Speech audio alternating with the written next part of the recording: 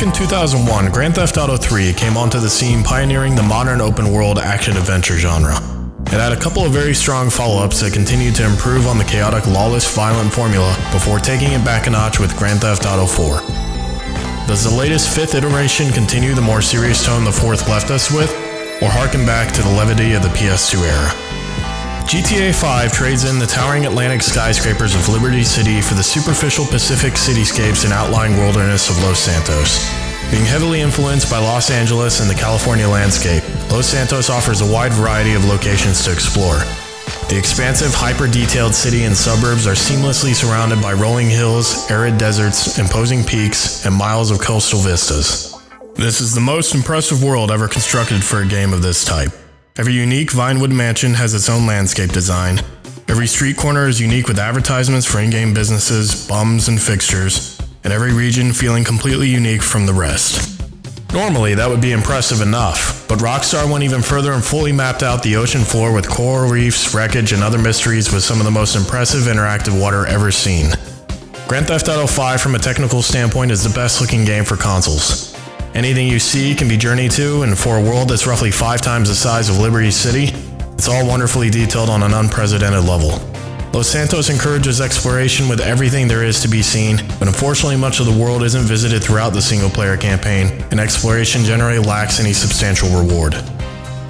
The story this time around is told in a rather unique way. You'll switch between Michael, a retired career criminal with a spoiled family under protection of the FIB Witness Protection Program, Franklin, an ambitious gangster looking for a way out of the ghetto, and Trevor, a psychopathic ex-colleague of Michael's who's managing a meth business outside of Los Santos.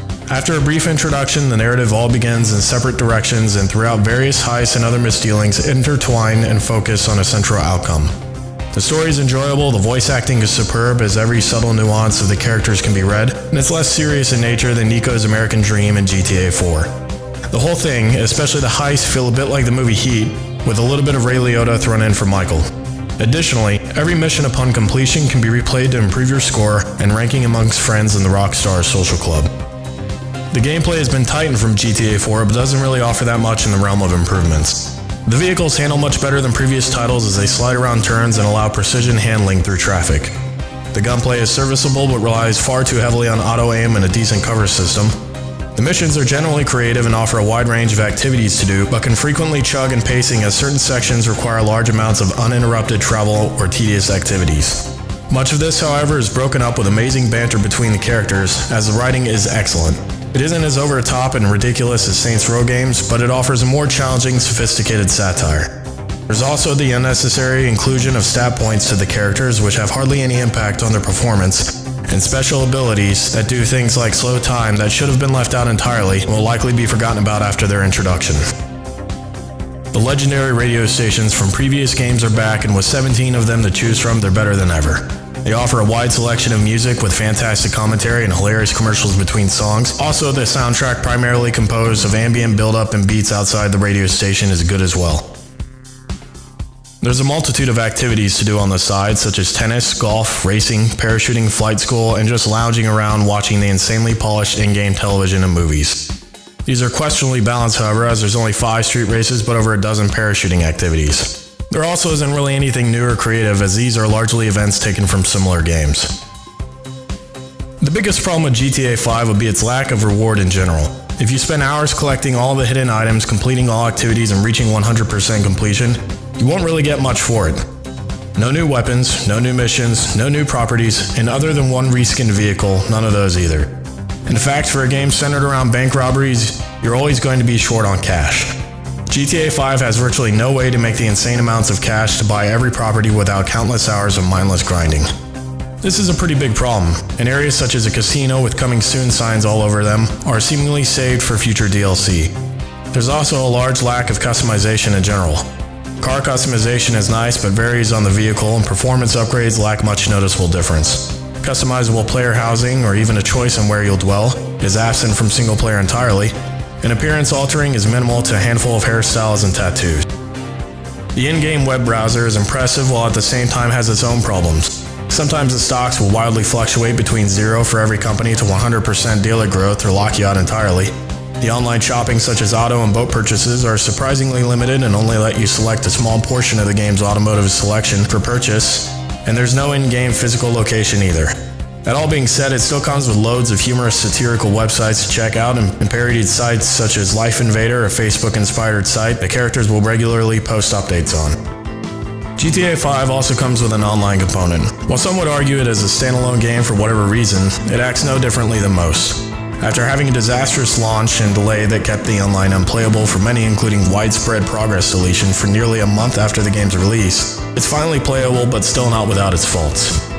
The online, for the most part, acts very similarly to Red Dead Redemption, as you're put into the game world as the interactive hub for activities to partake in, and you level up a character by doing jobs, death matches, racing, parachute jumping, or just doing miscellaneous activities in the world. The jobs are mini cooperative missions that lose their appeal and become repetitive very quickly. The parachute jumping is limited, and the death matches are often hampered by auto-aim, thus leaving messing around the world and racing to take up the bulk of your time. Racing is also the quickest way to legitimately earn money online and offers a chaotic good time as you race through land, air, and sea in a variety of locations throughout Los Santos. However, it doesn't seem to save your preferences, and things like rubber banding need to be turned off every time. There's plenty of different missions and variety, but they'll all fall into one of these 5 categories in some way or another, with activities such as golf, darts, and tennis to fill out the open world. As you level up, you can also participate in crews, which have little function beyond a tag next to your name, unlock better cars, apartments, guns, and garages to store your vehicles in, with the cash you earn from activities and level progress, and customize and upgrade your purchased firearms and vehicles. However, the heists and player-customized races and death matches shown in the trailer are still absent, leaving out a huge portion of the online content. Once you reach level 30 or so, you will have seen most of what there is to do in Los Santos. There's many contradicting features that ruin much of the open world gameplay as well, such as the banking system. Players don't correctly drop the money on them when killed. There's ATMs all over the world to store your money, so it won't be stolen when you die, but these are instantly made obsolete when you figure out you can simply make deposits on your phone, removing any risk or areas of contention. For a minimal fee, you can turn on a passive mode which limits your player interaction by making you invincible to other players, and lock players out of your car entirely. All of this makes much of the whole fact it's online completely pointless. Not to mention the good and bad rating system and paying for destroying other people's things. There's virtually no consequence for dying online, removing much of the satisfaction of any interaction with other players. You chase the guy down the whole map for 10 minutes to finally kill him, he'll instantly spawn in the immediate vicinity where he died and likely shoot you. Decided to take their car and destroy it? Now you have to pay for it and receive arbitrary bad points. Tracking a guy down with a modest bounty on his head? He can leave the game just before you reach him, or enter a property and wait it out with no consequence. It all feels empty.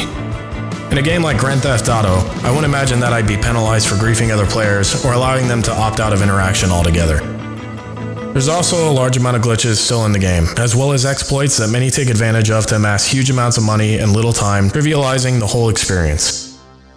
GTA 5 Online can be a blast to play with friends and offers marginal satisfaction at times. But my personal experience with it has left it feeling like a pretty competent and entertaining racing game with a great world I can dick around with in between racing. The campaign is a fantastic feat with an unprecedented level of polish. It doesn't have the impact or story of Red Dead Redemption, but offers us a truly impressive world, an entertaining, coherent story, and a multitude of activities to waste hours on. The online is largely a missed opportunity and a shadow of what it could have been. It utilizes the same amazing world as the campaign, but its terrible beginnings and rocky recovery are a huge disappointment. Unfortunately, GTA 5 is marred by a multitude of small design errors and oversights, but still manages to be an improvement over its predecessor, and offer us a superb world to play in, making it the last shining example of its type this generation.